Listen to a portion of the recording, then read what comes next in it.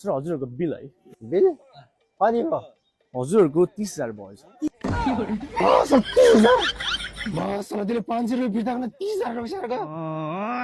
भाइ ए दोस्त ढोर्खल यार तैँले बोलाएको ठाउँमा आएर बसेको 1 घन्टा भइसक्यो ए यताबाट आइरहन्छ क्या यता रेस्टुरेन्ट दामी छ यार के काम परिरहेछ पैसा फेरि पैसा पोहोर साल लगाए पैसा दिएको फेरि पैसा मसँग पैसा बोर्छ र माग्न गएको रे यार तेरी दोस्त तँसँग पैसा साबाट लिन आएन के तँसँग लगेको पैसा फिर्ता गर्न आएको म ए पैसा फेरि दिन्ला ए ले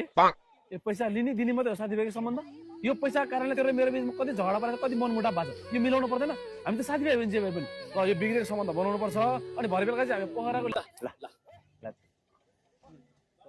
किन सुध्रेछ यार कति खान्छ त्यो पैसा लिएर जान हतार भइसक्यो मलाई भाइ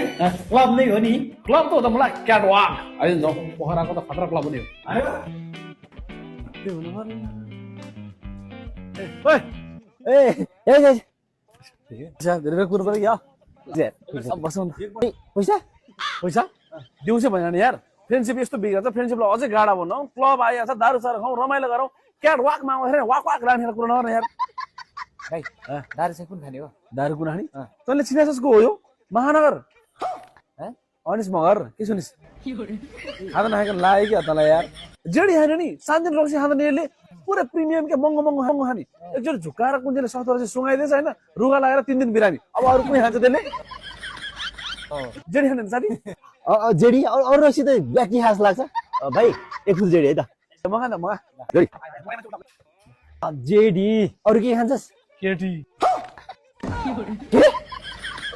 ए केटीको पछि कोही लाने होइन साथी साथी पनि रमाइलो गर्ने क्लबै आए पनि साथी साथी बस्नु पर्यो होइन केटा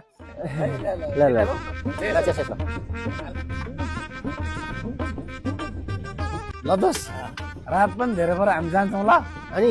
साबुन ल्याए पैसा दिनु भएन दोस ए साबाट ल्याएको पैसा दिनु पर्यो नि ल तेरो 500 रुपियाँ ल दोस हाम्रो हिसाब किताब क्लियर भन्ने होइन बाई बाई ल गुड नाइट आइ बिस्तारो जाउँ सर हजुरहरूको बिल है बिल कति भयो हजुरहरूको 30,000 भएछ मसँग त्यसले 500 रुपियाँ फिर्ता गर्न 30,000 रुपियाँ भाइ मसँग त्यति पैसा छैन नि यार सर पे त जसरी पनि गर्नुपर्ने हुन्छ अरू उपाय केही छैन भाइ छ नि सर के छ भाइ भाइ यो क्लबले मजा गरेर होला त्यसले कति रमाइलो गरेर होला भित्र